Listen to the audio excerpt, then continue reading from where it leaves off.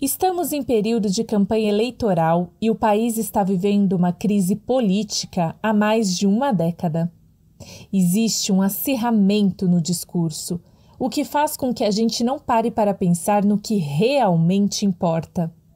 Nós estamos escolhendo nossos governantes pelas pautas políticas apresentadas pelos candidatos?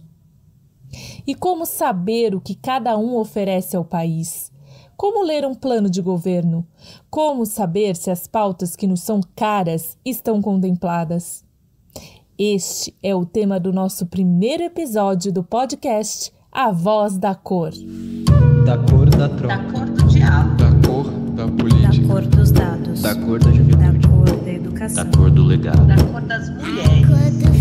A Voz da Cor, o podcast onde vozes diversas se encontram. Olá, sejam muito bem-vindas, muito bem-vindos e bem-vindes ao nosso podcast A Voz da Cor. Este podcast é um dos produtos de comunicação do Instituto da Cor. Da Cor significa literalmente Dados contra o Racismo.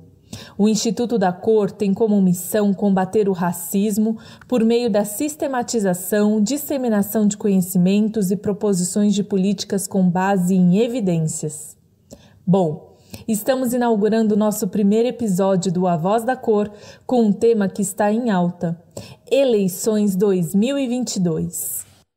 Eu sou Luana Costa, jornalista, tenho mestrado nas áreas de Sociologia e Antropologia, trabalho com comunicação para causas sociais e faço parte do time de comunicação do Instituto da Cor.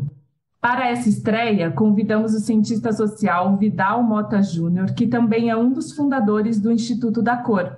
Com graduação e doutorado em Ciências Sociais e pós-doutorado em Ciências Ambientais, o Vidal é um dos fundadores do Da Cor, além de atuar como professor da Universidade de Sorocaba e ter experiência nas áreas de Ciências Sociais, Ciências Ambientais, Antirracismo, Inovação, Sustentabilidade e Políticas Públicas. Vidal, obrigado por estar com a gente nesse primeiro episódio e fica à vontade para complementar se faltou alguma coisa na sua apresentação. Eu que agradeço, Luana, pela oportunidade, pela iniciativa que a equipe de comunicação do Da Cor está realizando. Falar sobre as eleições de 2022 é algo extremamente importante e espero que possamos trazer aqui alguns pontos para auxiliar os nossos ouvintes a refletir sobre o que está em jogo neste pleito de 2022. Eu creio que você já fez a minha apresentação, né, geral, é isso mesmo, né? Sou professor e um entusiasta, junto com toda a equipe do Da Cor, em divulgar conhecimento que estimule a reflexão e causas em prol da equidade racial, em prol da cidadania e dos direitos humanos. Então é uma satisfação estar falando com você e com toda a equipe de comunicação que estão aqui também nos apoiando na elaboração desse material. Obrigada, Vidal.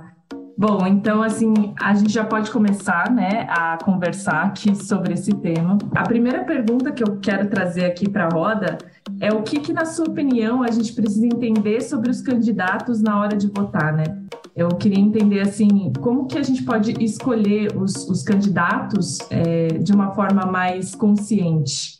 Ok, vamos lá. Primeira coisa, acho que nós temos que entender na hora de votar e fazer essas escolhas.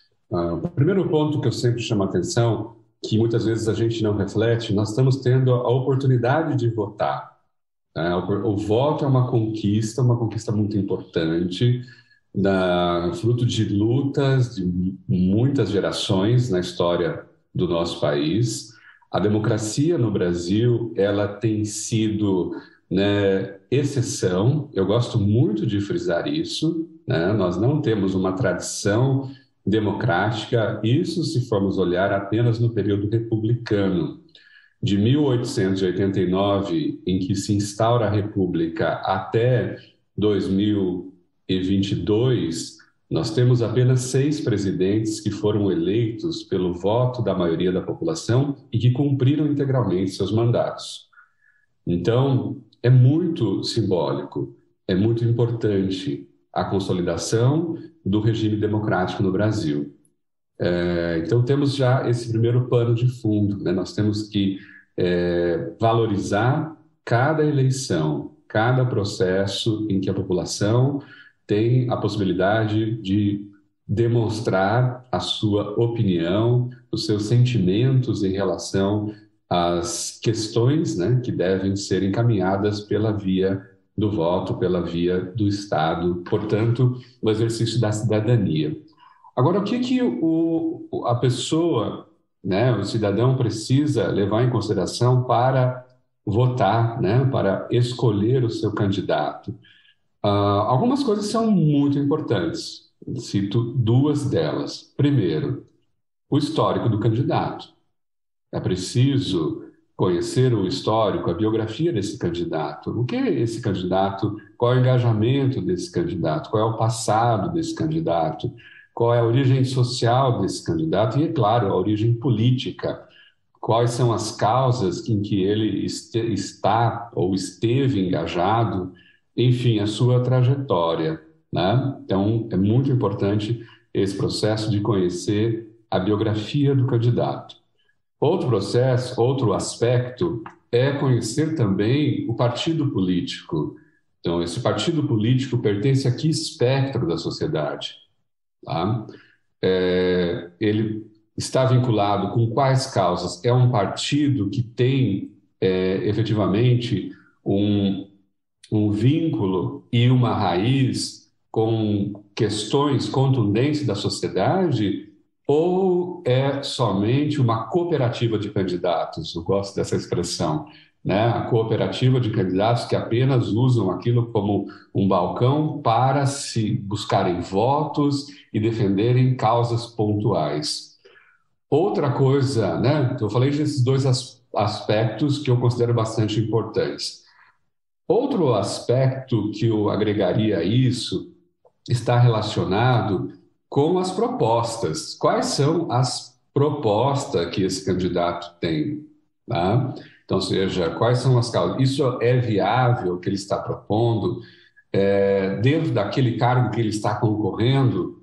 Então, porque nós temos atribuições muito específicas para os cargos que deverão ser, né, escolhidos pela população, do Senado, né, à Assembleia Legislativa, mas em geral, né, ou seja, do Palácio do Planalto ao Palácio dos Bandeirantes, né? Então a gente tem toda essa mudança, né, na estrutura executiva e legislativa do país, nesses dois níveis de governo, estadual e federal, que passam por esse processo eleitoral nesse momento. Então, quais são as propostas, né? E isso as pessoas precisam estar atentas, né? Não votar porque gostou do meme, né?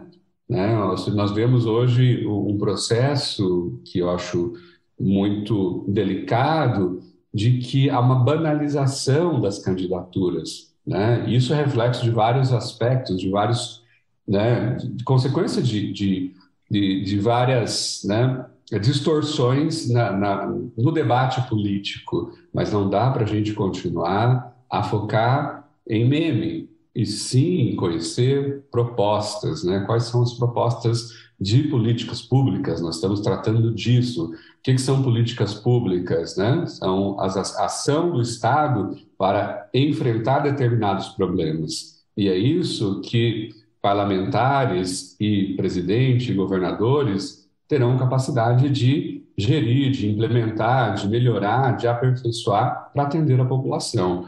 É esse o papel do Estado, né? E para isso servem os governos, né? A implementar, aperfeiçoar, manter, enfim, atender os anseios da sociedade para cumprir os preceitos estabelecidos na Constituição.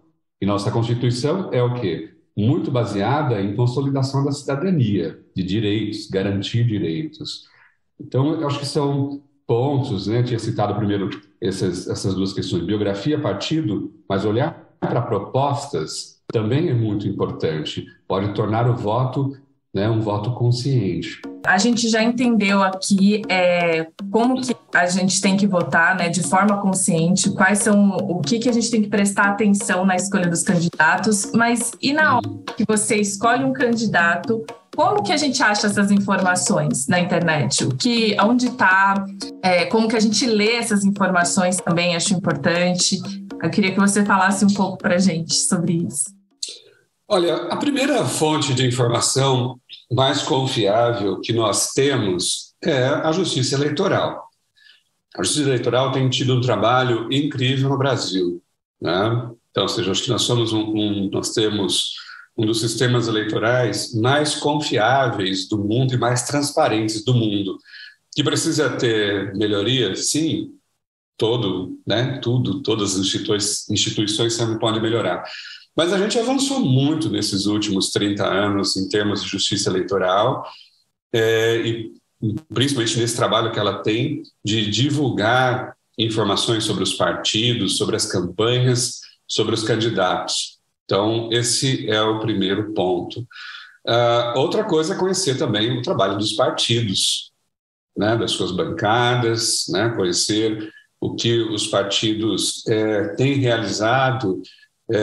E isso hoje tornou-se muito fácil por meio das redes sociais, tanto da Justiça Eleitoral, que tem tido, né, uma plataforma boa de comunicação, de divulgação das regras das eleições, né, do perfil das candidaturas, das informações sobre o financiamento de campanhas. Então, a Justiça Eleitoral eu vejo assim como o principal ponto. A imprensa profissional também tem sido, né, precisa ser considerado o trabalho do jornalista profissional, tá? Também é outra fonte que precisa ser.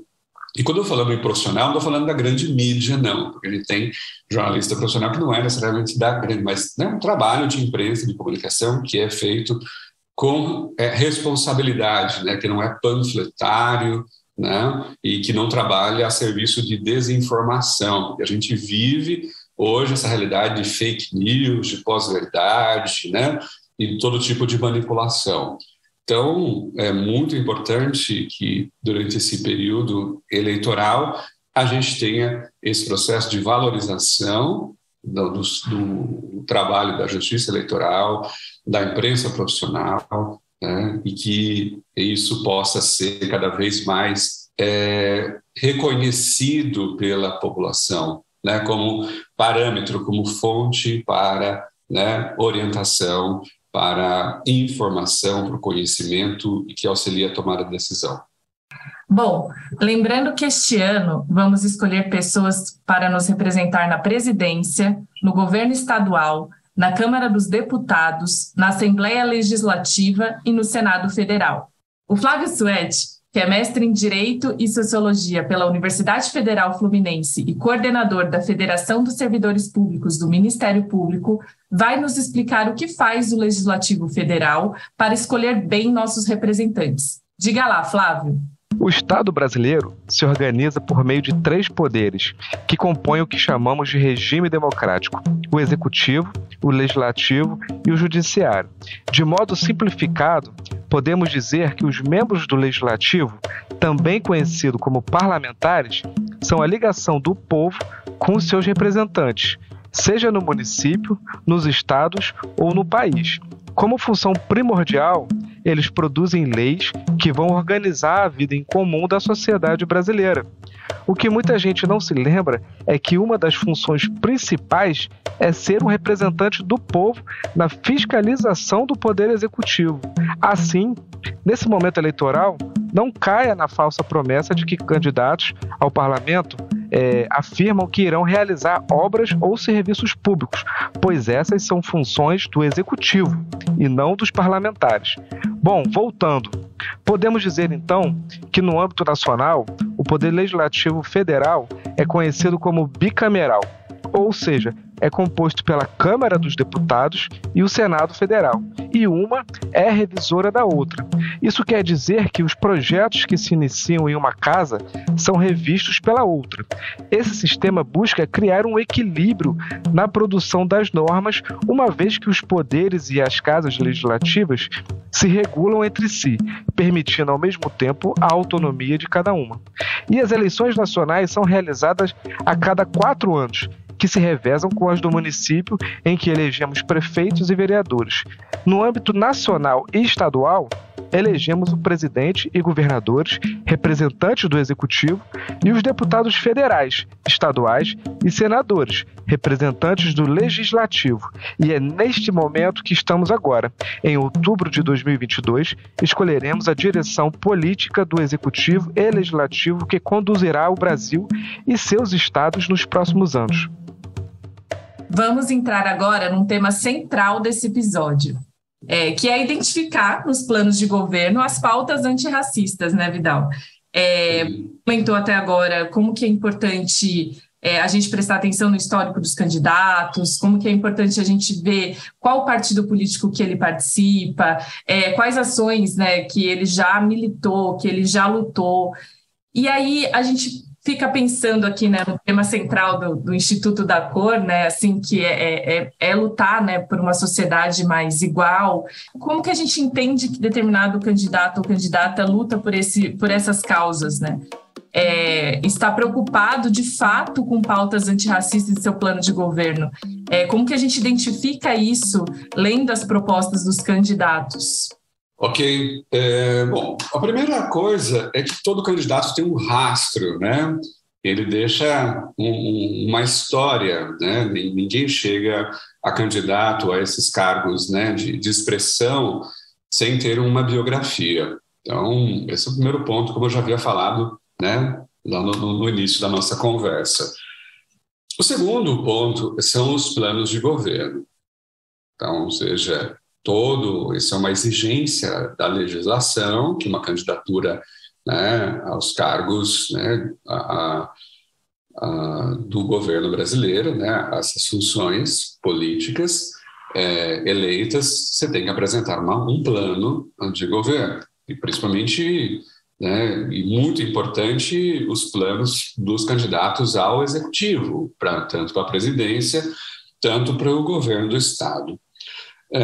Hoje isso é muito claro, isso é muito evidente, né? Quando essa linha hoje está muito bem delimitada dos candidatos que possuem propostas para a questão do enfrentamento da desigualdade social, e no Brasil desigualdade social também se traduz em desigualdade racial, né, socialmente falando, porque eles estão falando de raça também no sentido social, né, ou seja, nós temos um processo de discriminação racial que é social, e aí é possível que, né, o eleitor observe qual é o compromisso de cada um desses candidatos.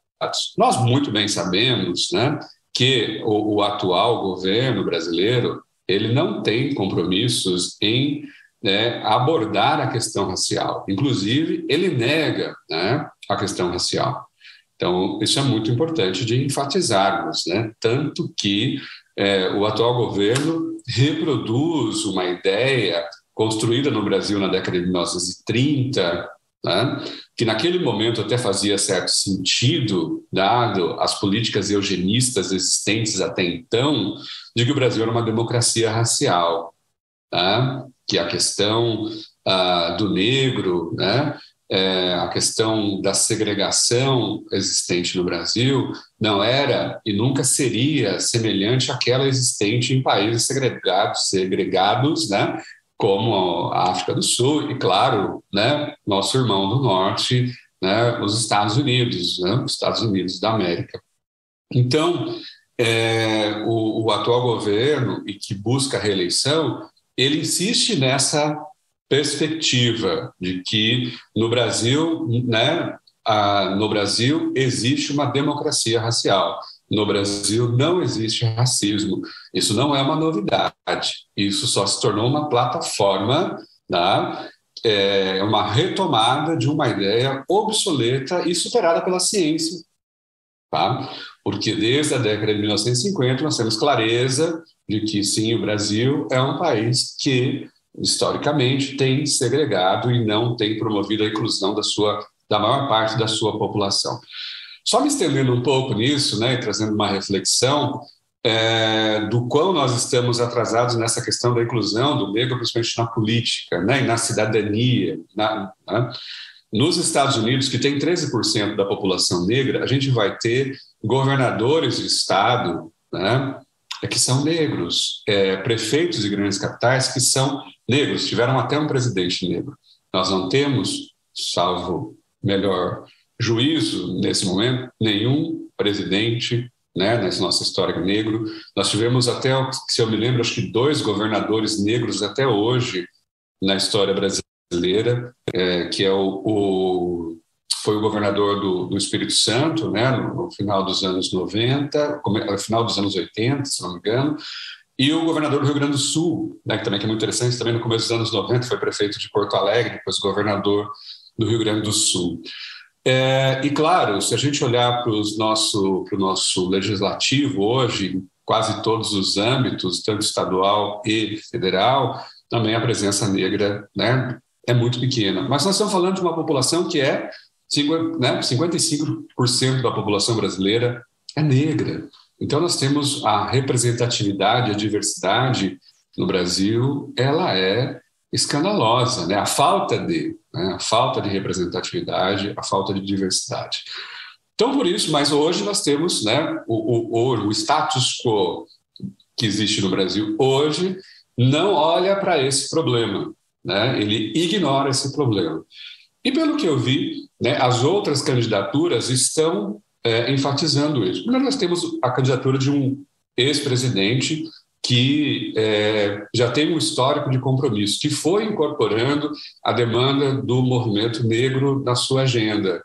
Tanto que, em 2003, a gente teve, né, a implantação, aliás, a promulgação da Lei 10.639, que instituiu a educação para as relações étnico-raciais. Então, isso já foi uma grande conquista do movimento negro na época, né? E ainda continua sendo uma luta para que a educação, que o currículo, né, que a Lei de Diretriz e Base da Educação Brasileira trabalhe com a diversidade, com a história e a cultura afro-brasileira e indígena, né, que sempre foram silenciadas. Pois bem, mas os outros candidatos também à presidência, pelo que eu pude observar, todos eles estão falando de inclusão do negro, de criar mecanismos que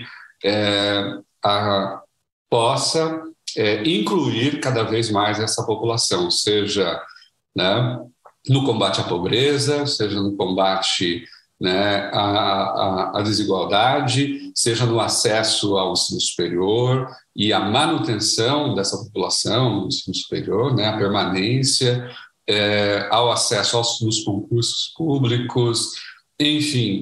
Então, hoje, né, a maior parte das candidaturas, elas estão, né, atentas, elas estão incorporando. Mas lembrando que o grupo que está no poder não está comprometido e ele não considera isso um problema a ser enfrentado.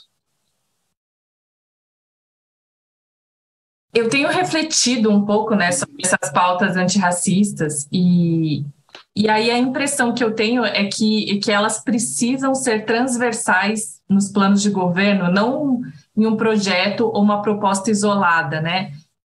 Mas assim, elas precisam ser transversais quando a gente fala de renda, quando a gente fala de emprego, quando a gente fala de cultura, de educação. Então, eu não sei se você concorda comigo nessa fala, mas eu queria que você falasse um pouco sobre isso, né? Sobre essas pautas antirracistas estarem transversalmente impostas ali ou expostas ali nos planos de governo. Concordo absolutamente com você, Luana, porque é uma questão transversal, né? Ela perpassa todos os aspectos, né? Você muito bem apontou, eu concordo plenamente. política de desenvolvimento econômico, ela precisa ter, sim, o viés de incorporar a população negra, né? Acesso a crédito, né? Suporte para as mulheres negras. Hoje a gente está tendo no Brasil iniciativas incríveis de mulheres negras que estão se criando cooperativas, redes de suporte para os seus negócios, por exemplo. Então, isso eu acho extraordinário. E tendo o Estado dando suporte, crédito, formação, né, assistência, você pode, né, estimulando essa população a terem mais oportunidades, é imprescindível. Então, isso no campo econômico. No campo da assistência social, por exemplo, que é imprescindível para esse país, é importantíssimo ter esse recorte racial. No campo da segurança pública, né, esse é um país que mais mata jovens negros, né, no mundo, é uma coisa absurda, né? A cada 23 minutos a gente tem um jovem negro sendo assassinado nesse país. Então, a política de segurança precisa ter esse recorte racial. A questão também ambiental, quando a gente está falando de recuperação ambiental, de prevenção à poluição, controle de poluição, nós estamos falando de enfrentamento também do racismo, porque nós vivemos o racismo ambiental. A população negra é aquela que vive nas áreas mais vulneráveis, que sofre com inundação, com deslizamento, com poluição sonora, com exposição a resíduos tóxicos, né? E com essa questão da mudança do clima, que afeta principalmente os centros urbanos, as grandes cidades litorâneas, é preciso olhar para esse recorte racial, como também para a política educacional, para a política de saúde, a política de saúde para as pessoas negras, porque elas têm, né, especificidades em alguns aspectos, né, na área da saúde cardíaca, por exemplo, né, tem algumas especificidades. A saúde da mulher negra, porque elas são mais vulneráveis a determinados tipos de problemas, de doença, até mesmo pelas questões sociais, né, até relacionados à nutrição, a política cultural, né? Então, ou seja, efetivamente, quando a gente olha para a questão do negro no Brasil, nós estamos falando não só nesse espaço político, né, de ter mais representatividade, mas um processo estruturado de inclusão das pessoas, de garantir o direito dessa parcela que é historicamente marginalizada, né? E isso nós estamos falando. Agora, isso deixar de lado a outra população? Muito pelo contrário, né? Mas é fazer com que essa população acesse aquilo que essa outra parcela da população tem tido mais, né, acesso. Então, é essa garantia de acesso e de permanência em programas, em projetos, e que não seja algo pontual, né? Política de habitação, enfim, esse processo transversal ele é essencial para a construção da equidade. Nós estamos defendendo aqui eleger parlamentares que estejam preocupados com pautas antirracistas.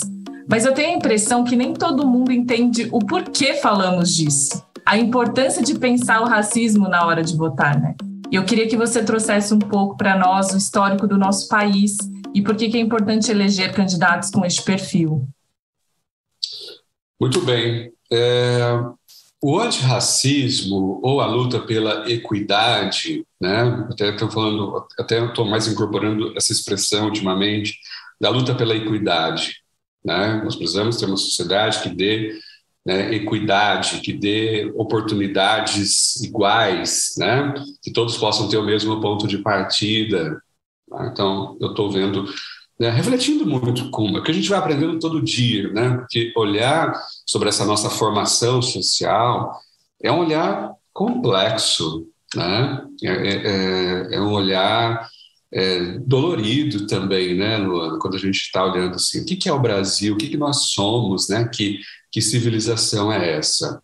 Mas, né, é muito importante que tenhamos claro como sociedade que para que a gente avance, para que a gente caminhe no sentido de uma sociedade ética naquela velha, né, base da expressão lá do Aristóteles, né? O bom e o mal, né? O que a gente quer? A gente quer o bom, né? A gente quer algo que seja bom para todos, né? Que não seja só bom para o meu grupo, para minha, né?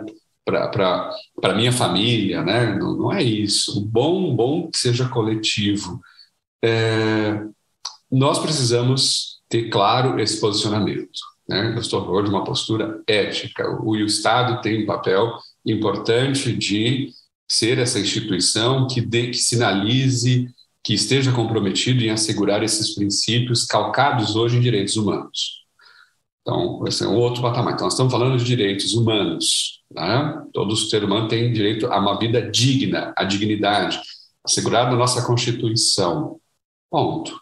Isso já temos os parâmetros para a construção de uma sociedade diferente dessa que nós estamos, que é perversa, né? Que é dolorido quando a gente se debruça olhando por que tanta mazela, por que tanta gente fica para trás, por que tantas vidas são desperdiçadas, né? Ou seja, tantos seres humanos, né, têm a sua vida, seus direitos negados. Bom, isso posto, eu vejo que ter candidaturas que não observam isso já é muito preocupante. É absolutamente preocupante saber que existe ainda hoje, com todos os dados, com todas as evidências de que isso está claro, né? 100% da ciência, né? Estamos assim, olha, isso é um problema, isso é uma questão estrutural, como o racismo, que precisa ser feita. Mas é muito interessante como isso se forma no Brasil. Já falei um pouco da questão da democracia racial, né? É bom lembrar que no século XIX, né, quando começa o processo de luta pela abolição, ou quando se ganha força do movimento pela abolição, lembrando que a luta pela abolição ela é muito mais, né, começa muito mais cedo, né, desde a resistência, né,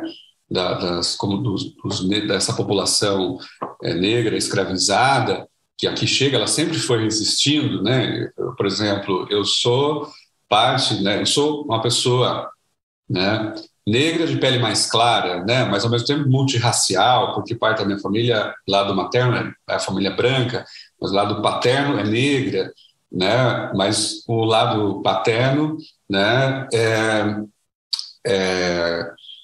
é fruto de resistência, porque meu avô nasceu de pais e mães quilombolas, nasceu num quilombo, em Iporanga, no Vale do Ribeira. Então, a história de resistência, né? Quer dizer, então sempre houve aqui no Brasil, né, a resistência da população negra contra, né, a violência, enfim, ao sistema escravocrata, né, em relação à escravização. Mas devemos enfatizar que foi com esse trabalho dessas pessoas escravizadas que se criou o Brasil, né? No Brasil não se fazia absolutamente nada sem essas pessoas que foram retiradas das suas terras, das suas famílias, do seu continente, né, das suas nações, para cá trazidas. E fizeram absolutamente tudo. As bases do Brasil, o trabalho do Brasil, a formação de tudo que o Brasil se tornou está calcado no trabalho dessa população. Pois bem, é interessante que essa população do século XIX, e também devido àquele período histórico de modernização, de avanço do capitalismo e de mudança também de percepção da opinião pública, graças ao avanço da leitura, da escolarização nos países mais desenvolvidos, a escravização se torna algo abjeto, né? E aí nós vamos ter os negros, né, as populações negras escravizadas resistindo cada vez mais. E o Brasil vai ter um movimento abolicionista muito forte. Aliás, eu acredito ser o mais importante movimento social que nós tivemos na história, né? O movimento abolicionista, que é pouco, a gente sempre acaba com a bondosa da querida Princesa Isabel, né? A princesa branca que libertou os... uma mulher, uma santa, né? Sempre colocada num pedestal de santa, de uma santidade, tá? Mas, ao mesmo tempo, quando esse processo de luta e de resistência por liberdade, ele torna-se... ele cria um pavor nas nossas classes dominantes, principalmente os grandes produtores. E os grandes latifundiários desse país que sempre construíram suas fortunas por meio do trabalho escravo, por meio da exploração e da opressão do escravizado.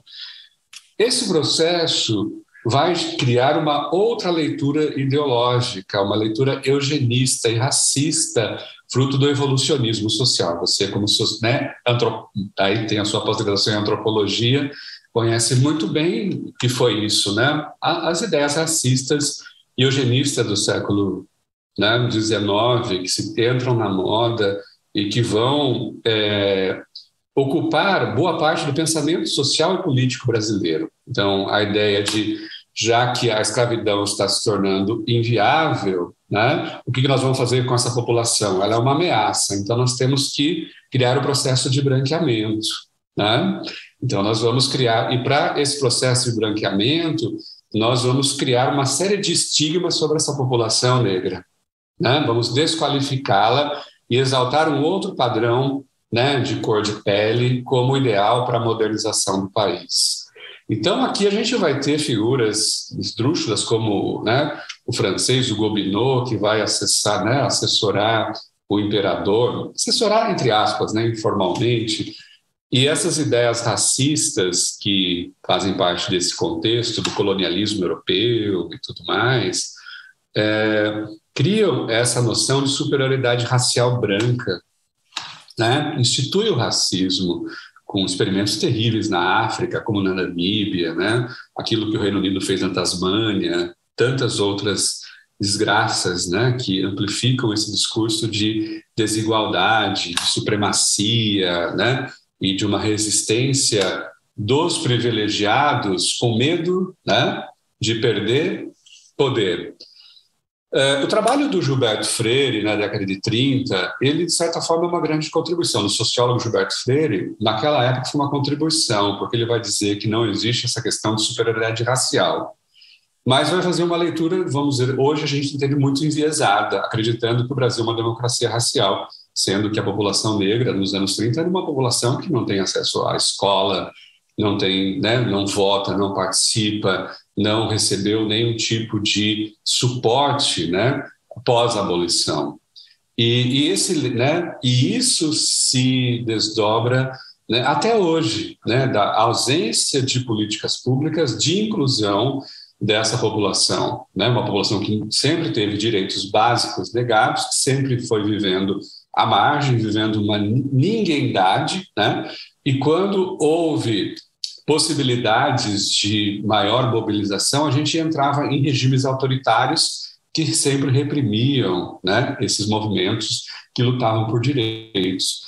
Então, a questão racial ainda vive uma necessidade de enfrentamento em prol da promoção de equidade e de inclusão. Então, é uma história em que a maior parte da população brasileira sempre foi deserdada, já que ainda hoje estamos falando de uma população... Esse censo vai ser muito revelador, de 2022. Estou muito ansioso para ele, mas já em 2010 a gente tinha clareza de que a maior parte da população brasileira é negra. Mas, ao mesmo tempo, quando a gente olha para alguns indicadores, 70% das pessoas abaixo da linha de pobreza no Brasil é negra. A maior parte dos encarcerados nesse Brasil são negros. Enfim, e quanto mais se sobe na hierarquia social, menos negros. A maior parte das mulheres que sofrem com a violência são negras. São negras. Então, ou seja, há que se fazer, e esse é o nosso papel do nosso instituto, atuar em defesa dessa questão, porque ela é crucial para a construção de uma sociedade com menos injustiça, com menos desigualdade, e tornar isso cada vez mais evidente e compreensível como um problema factível e possível de ser solucionado. Exato. Com certeza. Ai, Vidal, a gente está chegando ao final, né, desse episódio, mas eu queria ficar aqui com você por horas, porque várias coisas que você falou incitou em mim, assim, grandes questões da nossa sociedade, mas vai ficar para próximas conversas. A gente só está começando. Esse é o primeiro, né, de uma série especial sobre eleições, né, que a gente está lançando agora. Então, eu convido todo mundo que está ouvindo a gente aqui a buscar os outros episódios e também seguir o Da Cor nas redes sociais, né, no Instagram, Instituto _Da Cor. E muito obrigada, Vidal, por você ter topado estar com a gente. Foi um ótimo início e que os nossos produtos de comunicação aí estejam de caminhos abertos para que a gente traga informação de qualidade, com base em evidências, e a gente dissemine cada vez mais conhecimentos como esse. Tá bom? Muito obrigada. Eu que agradeço você, Luana, e, claro, principalmente aos nossos ouvintes, né? Então, a gente espera estar cada dia trazendo mais, né, debates, ideias e reflexões. Muito obrigado, gente, por essa oportunidade. Um abraço.